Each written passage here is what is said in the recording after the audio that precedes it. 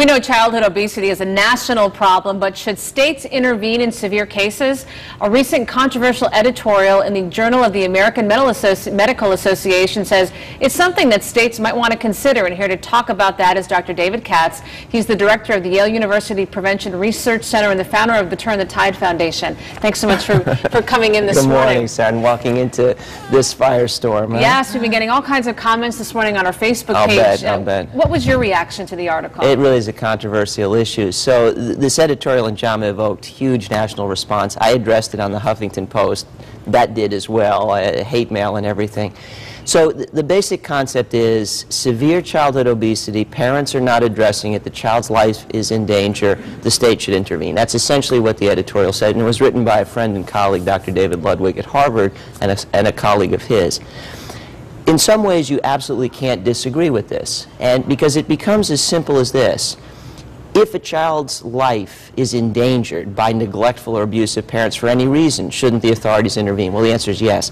What makes this controversial is making it be specifically about obesity, and it kind of sounds like if your kid gets chubby, you know, a SWAT team will swoop in to take your child away, and people really went berserk over that issue. You know, it's interesting because if a child was in a home and that child was found to be starving to death, it wouldn't be a question, that right? child would be out of the home in 2 seconds. Which in essence is what Dr. Ludwig is saying, is that in an age of epidemic childhood obesity and diabetes, we have to recognize that this is the prevailing problem and that parental neglect of this is essentially a form of that same kind of abuse. Now, here's the problem I have with it, Sarah, because I don't entirely agree. First, we're not terribly good at fixing childhood obesity, even when the state does intervene.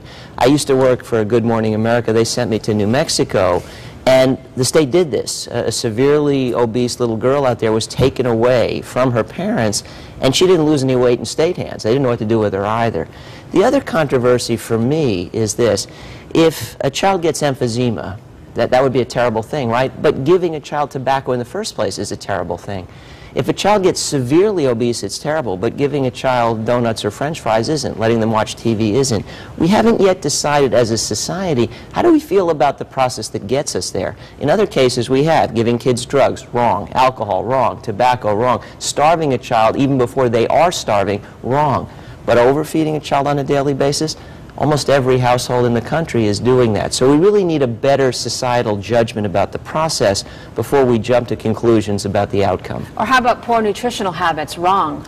Well, yes, but as a society, we really need to weigh in. In fact, when somebody like me tries to do things like, you know, get cupcakes out of an elementary school, some of my fellow parents get very upset. Well, we had cupcakes when we were kids. Our kids should be able to have them too, and they think of me as the food police. I don't want to be the food police, but I don't want to see epidemic diabetes in children under age 10 either. So as a society, we haven't yet agreed on what to do about this issue. So Dr. Ludwig really kicked the hornet's nest because people really felt like this was inviting the state to take over our lives and tell us what to eat. That wasn't the point. The point was there are actually kids with their lives in danger because of severe obesity. They're facing at best bariatric surgery. This would be an alternative to that. But there is reason for this to be controversial. I think what we really need to be talking about is how do we feel about feeding children badly? How do we feel about parents letting their kids avoid physical activity on a daily basis? Are we okay with that?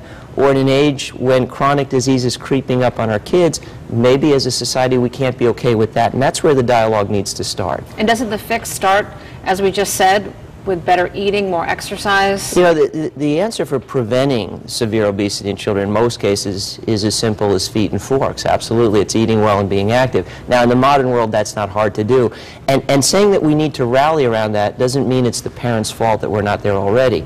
Everything about modern living that makes it modern makes weight control difficult in parents and kids alike.